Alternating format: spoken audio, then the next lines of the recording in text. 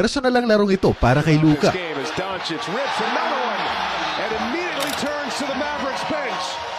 At inisip kaya ng Dallas na hindi ito gagawin ni Luka sa kanila dahil matapos siyang ipamigay ng dati niyang prangkisa, ito ang mga numerong pinakain niya sa kanila. Isang triple-double para sa Lakers at kitang-kitang may gusto siyang patunayan sa mga sumayang sa kanya. At kapag mayroon siyang ganyang pinanghuhugutan, mas lalo siyang mahirap pigilan. At hindi pa nga nakatulong sa Dallas nang matapos ang trade na yun ay tila ba si Luka ay kanilang siniraan. Saying na wala na siya sa kondisyon at ang depensa niya ay wala nang patutunguhan. Pero sa unang pagkakataong magharap muli ang dalawa, pinatunayan ni Luka na mali lahat ng sinabi tungkol sa kanya. At ito ngayon ang pinakamainit na narrative sa liga. Kaya tara't pag-usapan natin ang umpisa ng villain arc ni Luka. Ito ang kwento ni Doncic.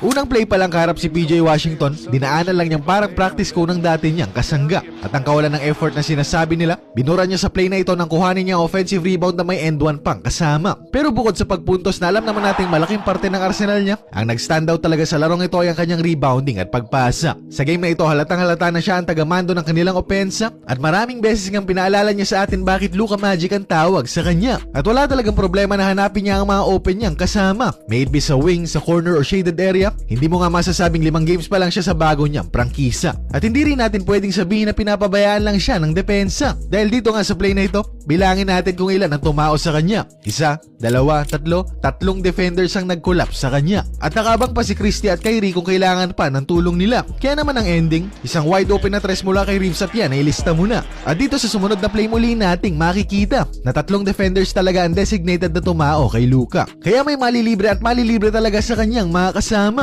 At knowing Luka, mahanap niya yan kahit gaano pa kasikip ang passing lanes na ibigay sa kanya. At dahil dito 12 assists ang kanyang naitala at finally mukhang mas nahanap na niya ang tamang tempo at groove na sa kanya'y dating nawala. Dahil sa maunang game siya naman talaga, kapansin-pansin na siya ay nangangapa pa. Only averaging 15, 7, and 5 with 4 turnovers per game, shooting only 21% sa 3-point area. At yung mga numerong yan hindi mo nga mapagkakamalang kay Luka. At ito nga lang huling 2 laro niya, saka palang nagpakita ang bersyon ni Luka na ating nakilala. Laban sa Nuggets, 32 points ang kanyang ikinamada sa loob lamang ng 31 minutes na playing time na binigay sa kanya. At bago nga ang bakbakang ito, 8 sunod-sunod na games na ang talo ng Lakers sa kanila. At ang Denver din noon ang pinakamainit na team sa kanilang komperensya. Pero sabi ni Luka, ako na ang bahala. At tinambakan nga nila ang Nuggets na meron ng 9-game winning streak sa liga. At ang game na ito ang papiyaw sa kung anong gagawin niya laban sa Dallas. And true enough, pagpatak ng game day, primetime TV ang ating nasilayan. And hindi man ito ang best scoring game na kanyang pinakawalan, ang game na ito ang testamento sa kung bakit ang mga katulad ni Doncic ay hindi dapat binibitawan. Ito rin ang rason kung bakit ganito katindi ang backlash kay Nico Harrison. At ito rin maaari ang maging mitya kung bakit mapapatid ang Dallas sa maagang parte ng postseason. At ito rin ang dahilan bakit ang mga gwardiya, wing at sentro ng Lakers